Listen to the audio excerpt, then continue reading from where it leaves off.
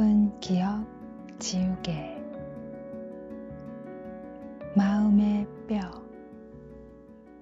땅 위에 사랑이 질비하다. 모두가 사랑을 하고 누구나 사랑을 말한다. 그런데 정작 한 사람이 죽기까지 사랑이라는 것을 경험할 기회는 정말이지 몇 번이나 될까? 인간으로 태어나 우리는 반세기를 넘게 살아야겠지만 그 짧은 와중에 사랑이 5번은 찾아올까? 연인과의 사랑이라는 것에 제한을 두지 않더라도 열을 넘기기는 어렵지 않을까? 그리고 그 사랑이 양쪽에서 맞닿는 경우는 몇이나 될까? 다시 삶의 다른 것들에 구애받지 않고 사랑을 나눌 수 있는 건 손가락을 하나라도 접기가 어려울지도 모르겠다. 인간은 뼈나 근육 없이는 서지 못한다. 둘 중 하나라도 없다면 이미 산 것이라 하기 힘들다. 없어서는 안 될 것. 하지만 구태여 둘 중 무엇이 먼저냐 물으면 나는 뼈라 하겠다. 뼈는 그 자체로서 존재하지만 근육은 엉겨붙을 곳이 있어야 한다. 뼈에 붙어 제 역할을 하며 사람을 움직인다. 뼈는 움직이기 이전에 꼿꼿이 세우는 것이다. 둘은 이를테면 쇠기둥과 천막, 대기와 새의 날개와도 같다. 마음에도 뼈가 있다. 사람이 살아가는 데 있어서 첫 번째로 삼는 가치. 사람은 저마다 고유한 가치관을 지니고 있고 그 속에는 무수한 가치가 있다. 사람, 관계, 돈, 행복, 그 밖에 많은 것들. 언어로 형용 가능한 모든 단어가 누군가에게는 하나의 가치가 될 수도 있다. 시와 나무, 별과 바다까지도 하나의 인간이 가지는 가치는 마치 제각각인 것처럼 보이기도 하지만 모두가 밀접하게 이어져 있다. 몸을 이루는 근육처럼 마음의 뼈를 중심으로 엉겨붙어 있다는 말이다. 하지만 그 마음의 뼈는 처음부터 단단하지 않다. 산모의 자궁에서 태아가 만들어지듯 느리고 정교하게 만들어진다. 경험으로 인한 인식과 사고가 차츰 마음의 뼈를 만들고 서서히 굳게 한다. 그곳에 무수한 가치의 근육이 붙어 뼈를 세우면 그때 하나의 철학이 된다. 스스로 원하여 세상 밖으로 나오는 태아는 없다. 마찬가지로 마음의 뼈는 개인이 멋대로 정할 수 있는 것이 아닐지도 모른다. 그저 어느새 무언가를 중심으로 삼아 살아가고 있는 자신을 바라보게 되는 것이다. 그제야 탄생의 여운은 끝나고 더 나은 죽음을 생각하게 된다. 나 역시 태어나 겪은 길지 않은 인생, 나를 사랑으로 이끌었다. 내가 가진 나머지의 가치들은 사랑에 엮여 있다라는 말이다. 좋거나 싫음을 따지는 일은 의미가 없다. 그저 그곳으로 걸어갈 뿐. 이 글을 쓰는 이유는 만들어진 마음의 뼈를 단단하게 만들기 위함이다. 자주 잊으며 살아왔다. 사는 게 너무나도 버겁다고 느껴질 때, 삶이 무거워 들 수 없을 것 같을 때, 놓을 수 있는 것을 양손에 재어보다가 잡은 손을 놓은 적이 있다. 떠나보내고 나서야 설 수가 없는 바닥을 기었다. 기억해야 한다. 나를 움직이게 하는 것, 이전에 세워주는 것, 눈앞의 생을 살아내는 것에 급급하기 전에 나를 살게 하는 것, 결국 잘 살아내고 싶은 이유가 무엇이었는지를 내 생에 남은 사랑을 샌다. 앞면과 뒷면, 손가락 옆면에 세로선이 뚜렷한 아이였다. 밖을 쏘다니며 볕에 있기 좋아했던 나는 피부가 거뭇한 편에 속했다. 그땐 내 손이 다른 인종의 것처럼 손바닥은 희고 손등은 진한 갈빛이어서 신기했다. 틈만 나면 손을 세워 그 경계를 바라보고는 했다. 또래 아이들에게 놀림을 받은 어느 날에는 시커먼 손등이 마음에 들지 않아 주머니에 넣었다. 눈앞에 손을 두고 뒤집을 때마다 나는 다른 사람이 되는 듯한 기분을 느꼈다. 앞뒤, 안팎, 손바닥과 손등. 겉과 속이 다른 사람이라도 된 것만 같았다. 마른 가지마다 돋아나기 시작한 나뭇잎을 보며 그때의 작은 손을 떠올린다. 어엿한 봄이라고 이제는 제법 바람곁을 따라서 가지를 흔들 줄도 안다. 손가락으로 집게를 만들어 엄지와 검지로 나뭇잎을 쥐어본다. 선명하게 다른 감촉, 색이 다른 나뭇잎의 앞면과 뒷면, 앞면과 뒷면을 가진 것들이 있다. 앞모습이 있는 것들에는 뒷모습이 있다. 처음부터 앞뒤가 정해져 있거나 보기에 따라 앞뒤를 나누어 부르거나 한다.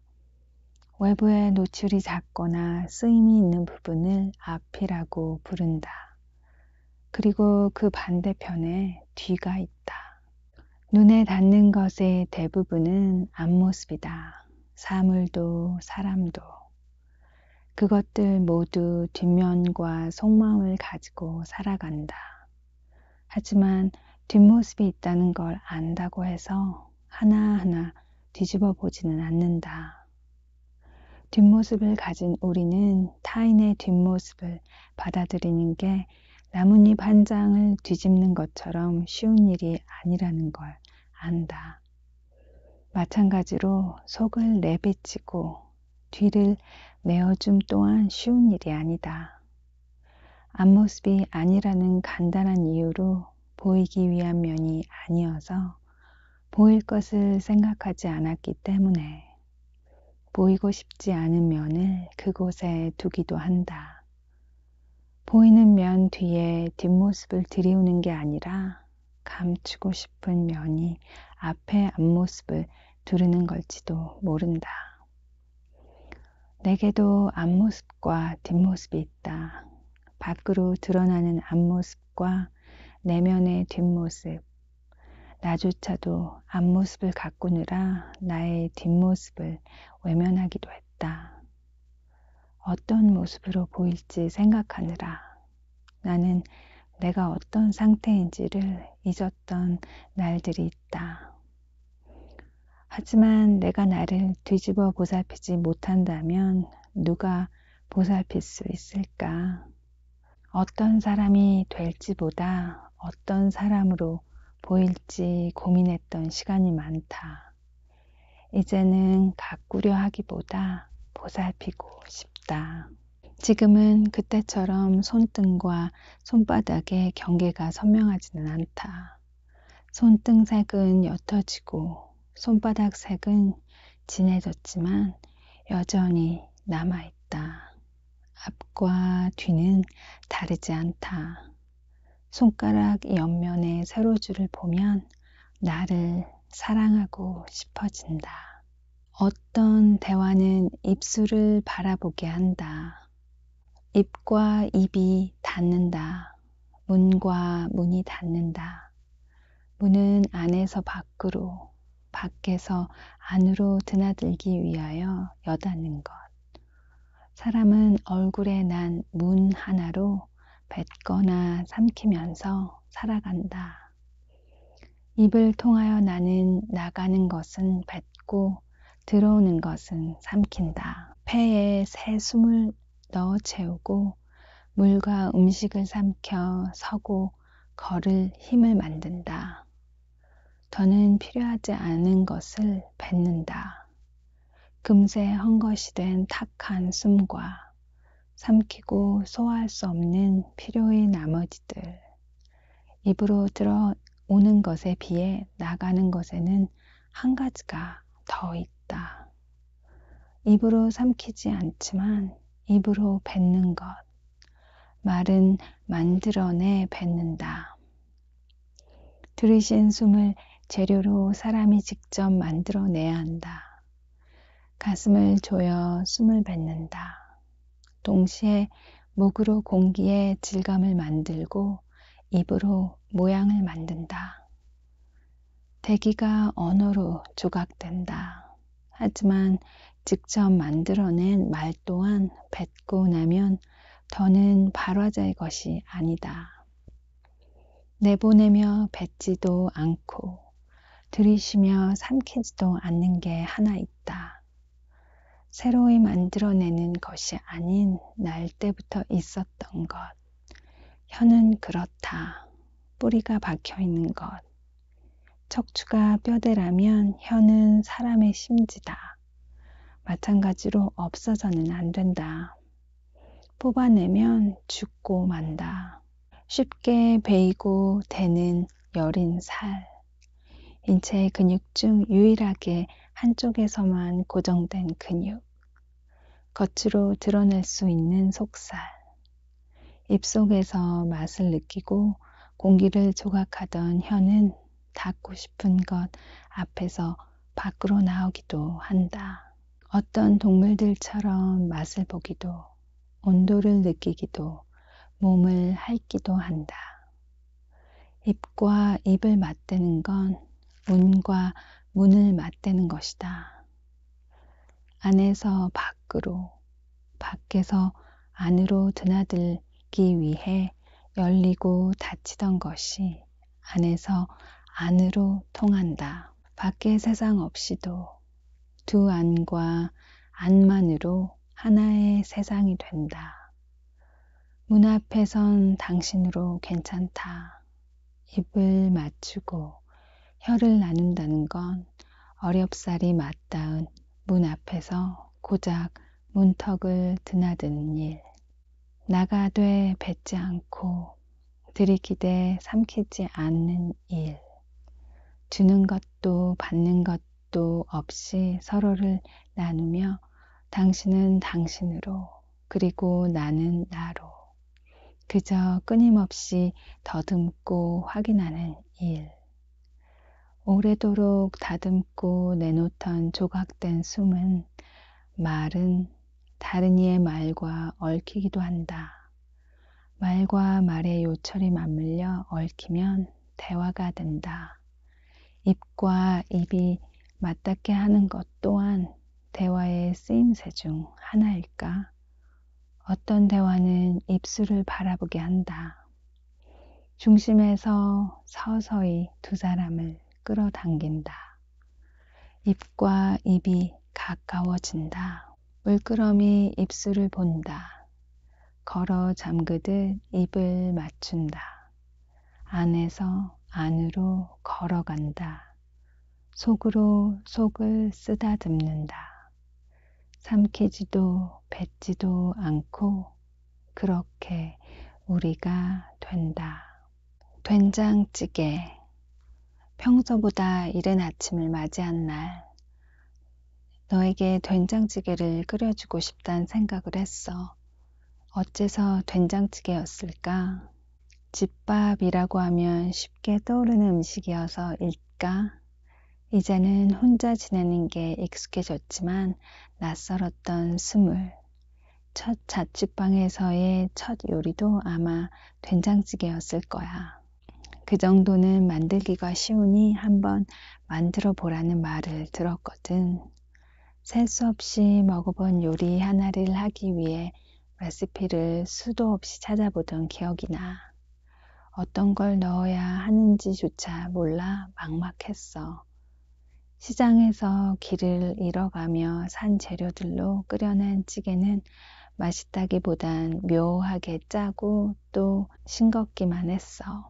이후론 직접 요리를 해먹는 일이 많지는 않았어. 그래도 즉석식품이나 배달음식 대신 집밥이 먹고 싶어질 때면 이따금 된장찌개를 끓이곤 했어. 그렇게 손가락으로 꼽아 셀 수 있을 만큼 고작 몇 번의 된장찌개 몇 번을 끓이는 동안 사는 집이 2번, 냄비가 3번 바뀌었어. 냉장고에 그 흔한 양파 하나가 없네. 고추장이 하나, 된장이 하나. 그마저도 된장은 유통기한이 1년 가까이 지났어. 이사하고 냉장고를 들일 때쯤 샀었나? 뚜껑을 열어보니 2숟갈, 아니면 3숟갈 정도 덜어낸 숟가락 자국이 남아있어. 그쯤에도 나는 직접 끓인 찌개가 먹고 싶었나 봐. 여러 가지 국물 요리가 있지만 찌개가 좋아. 만드는 방법이 아주 까다롭지는 않으면서도 그것만으로 밥과 함께 식사를 해결할 수 있거든.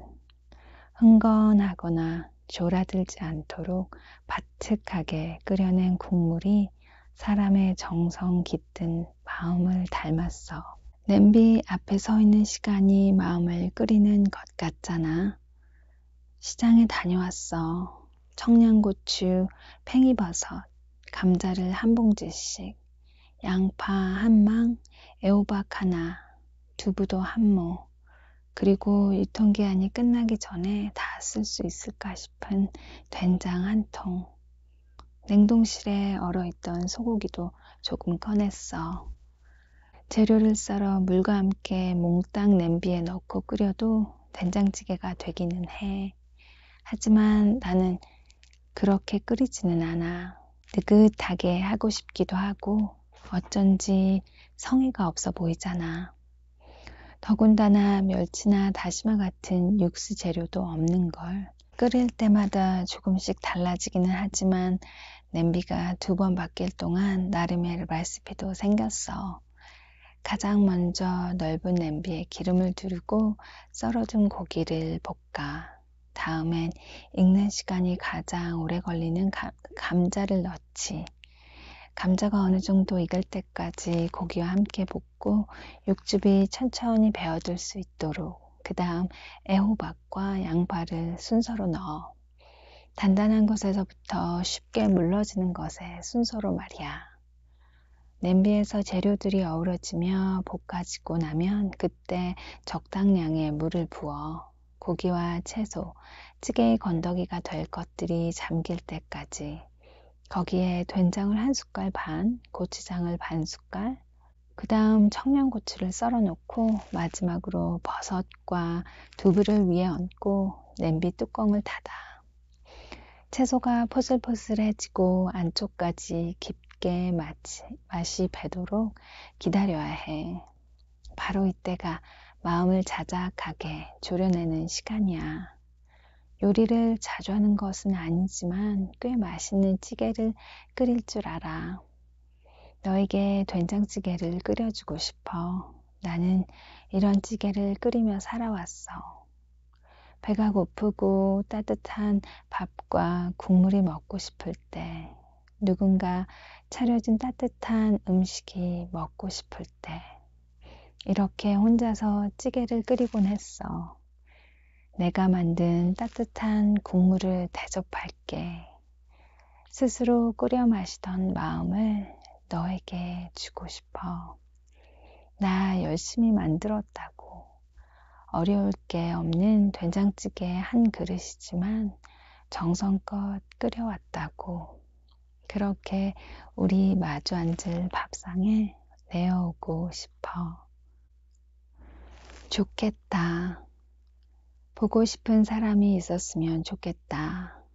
여느 날과 다름없는 오늘 하루가 고단하지 않았는지 듣고 싶다.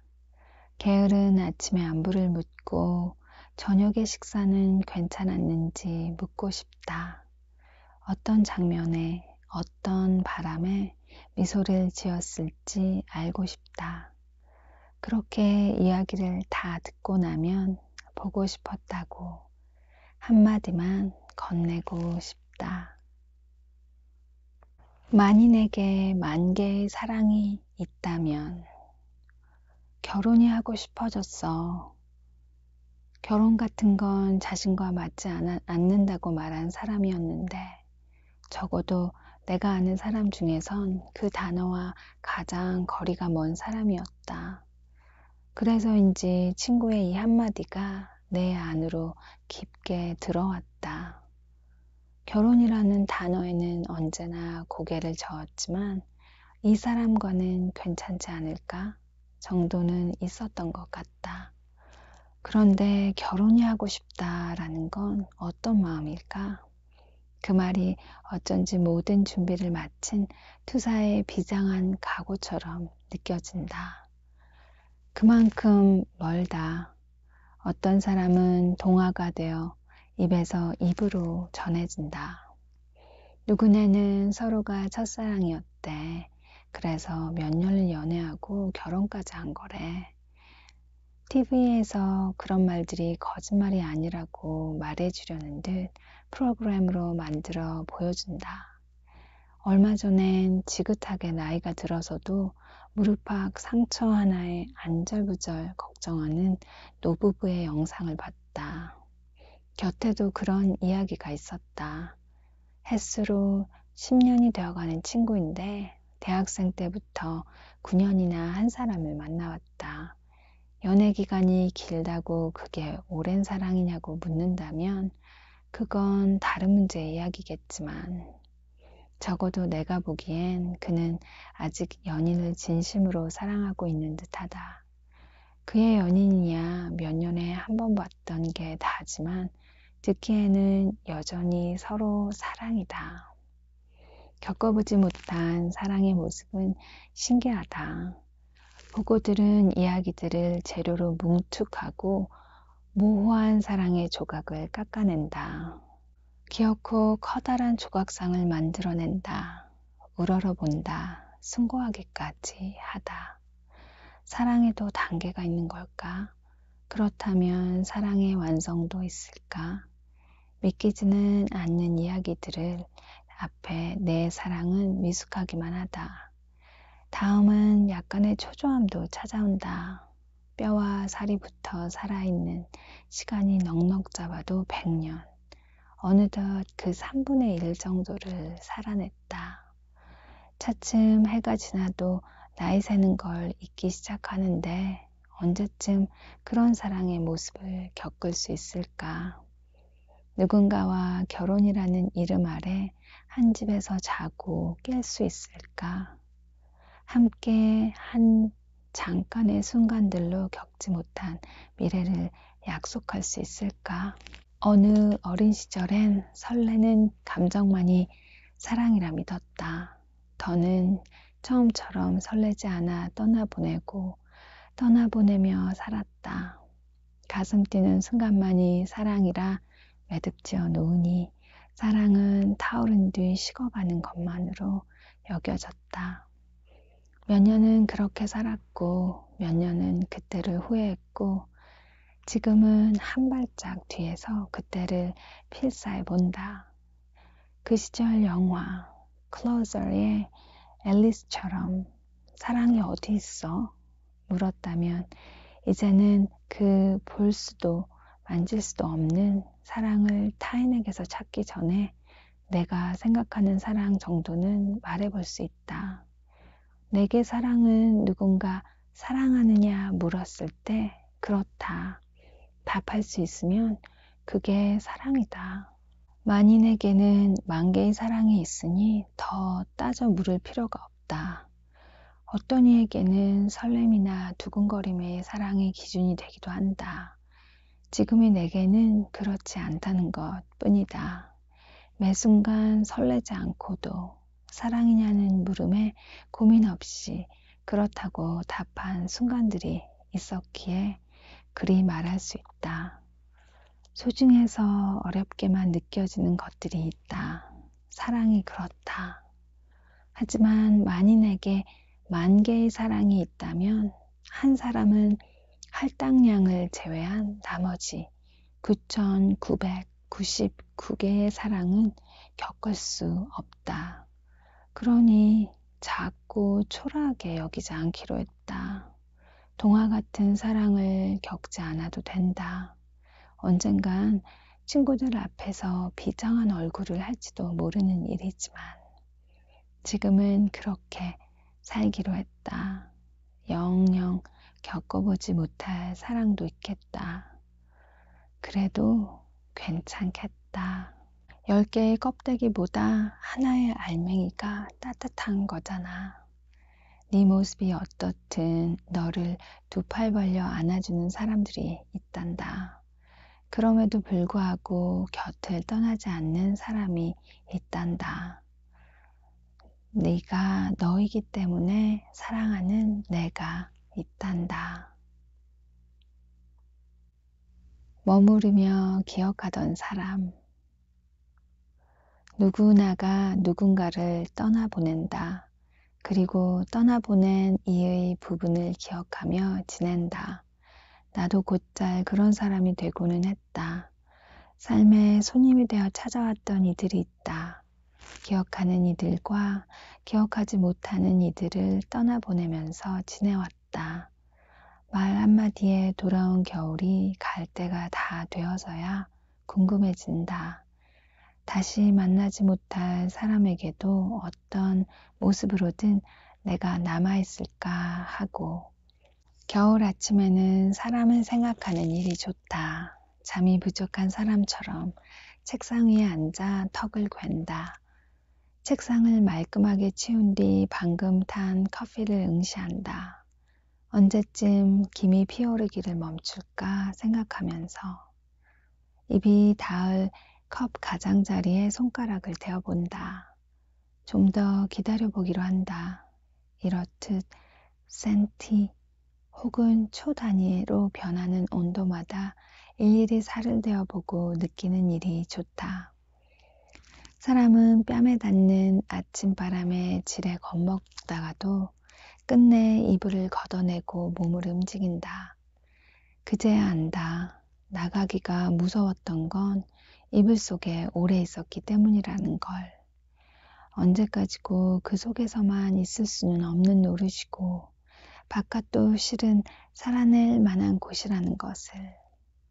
옷을 한 겹 더 입고 몸을 바삐 움직이면 금세 후덥지근해지는 게 사람이라고. 지난밤 맨몸으로 지낸 사람에게는 걸리적거리고 귀찮은 일이었겠지만 그거 알고 보면 사실 그렇게 별일이 아니라고. 밤새 차게 식은 몸에 뜨거운 커피를 따라 넣는다. 빈속에 덮인 음료를 머금고 몸에 고르게 퍼지는 열기를 더듬는다. 찬 몸을 덮이는 건 어렵지 않다. 단순하기까지 하다. 저보다 뜨거운 것을 살에 대고 있으면 된다. 입 벌려 목구멍으로 집어넣으면 된다. 어려운 건 적당히 뜨거운 것을 찾는 일이다. 만들어둔 커피를 잊은 날에는 미지근하거나 차갑게 식은 커피를 감흥 없이 마셨다. 정말로 어려운 것은 적당히 뜨거운 것을 적당한 때에 취하는 것이다. 이번에 겨울엔 사람을 많이 만났다. 아는 사람도 있었고 모르는 사람도 있었다. 보고 싶었지만 보지 못했던 오랜 친구도, 얼굴만 알고 지내다 처음 만난 사람도 있었다. 두고서 보고 싶은 사람도, 그렇고 싶지 않은 사람도 있었다. 유난히 시렸던 가을 탓에 겨울은 좀 따스하길 바라는 걸까? 전과 조금은 다른 방식으로 살아가게 됐다. 누구와도 친구가 될 수 있었지만 막역한 이는 단 한 명도 없다고 말했던 사람. 그랬던 사람이 이제는 너무 뜨겁거나 차게 식은 커피는 입에 대지 않게 됐다. 그 덕에 보온병에 담아두고 싶은 사람들이 생겼다. 유해하고 얇은, 쉽게 내어주고 쉽게 버려질 플라스틱 컵 대신 구태여 없는 자리를 내어 번거로이 들고 다닐 보온병. 곁에 두고 보고 싶을 때 보고 이야기 나누고 싶을 때 이야기를 할 수 있었으면 하는. 이제 안다. 오래도 이불 속에 살았구나. 내가 그토록 겁이 많은 사람이었던가. 그게 아니라면 유달리 따스한 이불이었던가 한다. 옷을 입고 몸을 움직이면 될 일이다. 온기가 식은 이불을 개켜두고 주변의 온도에 살을 데워본다. 첫눈, 다음 눈. 첫눈이 오고 열흘 정도가 지났어. 여긴 아직 다음 눈이 내리질 않았어. 춥기는 추운데 언제쯤 내리는 걸까? 다음 눈은 첫눈이 오고 나면 기다렸다는 듯 펑펑 내릴 줄 알았는데 말이야. 지난달엔 그런 소식을 듣기도 했거든. 올해는 예년보다 눈이 많이 오는 해가 될 거라고. 그 말 한마디에 내심 기대하면서 지내는데 말이야. 누가 그러더라? 눈이 왜 그렇게 좋으냐고. 내 모습이 눈밭을 나뒹구는 강아지를 보는 것 같다고. 그렇게 나는 눈이 왜 이렇게 좋을까? 나는 눈이 많이 오지 않는 곳에서 나고 자랐어. 어렵지 않게 짠내를 맡을 수 있었던 남쪽 바다 근처. 봄이면 서울보다 벚꽃이 일주일을 먼저 피는 동네야. 그만큼 따뜻하다는 말이지. 눈이 왔던 해보다 오지 않은 해가 많았던 것 같아. 되짚어 보고 있자면 첫눈을 기다릴 수 있는 요즘에 고마워져. 그땐 언제쯤 눈이 올까가 아닌 이번 겨울엔 눈이 올까 생각하며 지냈거든. 단 하루라도 눈이 많이 왔던 해는 오래도록 잊지를 못해. 5년 전 그때 눈 정말 많이 왔었지? 이렇게 말이야. 며칠이 지나고 그러다 정말 눈이라도 오면 온 동네 아이들이 뛰어나와. 약속이라도 한 것처럼 모여 눈사람을 만들고 눈싸움도 하고 꼭 동화 속 어느 페이지에 들어온 것 같았어. TV에서 그림책에서 보던 걸 실제로 해보는 거야. 바닥에 드러누워 팔다리를 휘저으며 천사 모양을 만든다거나 하늘을 향해 입을 벌리고 한참 뛰어다니기도 했지. 눈 소식이 드문 동네라 대비가 허술해서인지 손가락 마디만큼만 쌓여도 등교를 늦추거나 학교가 쉬곤 했어. 혹시 뛰놀 아이들을 생각해 줬던 걸까? 지금 생각하면 어른들도 눈을 만끽하려고 그랬던 건지도 모르겠어. 지금의 내가 그렇잖아. 첫눈이 올 거란 소식에 해가 질 때부터 뜰 때까지 잠들지 못했거든. 늘 잊게 되는 것, 지나간 일을 돌이킬 수도 다가올 일을 예측할 수도 없지만 그 둘을 걱정하느라 지금을 망칠 수는 없다. 기분이 좋아지는 법처럼 천천히 산책하며 생각하기, 오래 간직하고 싶은 노래와 영화를 찾기, 장보고 정성 들여 요리해 먹기, 보고 싶은 사람에게 전화하기, 나를 위한 꽃을 사기.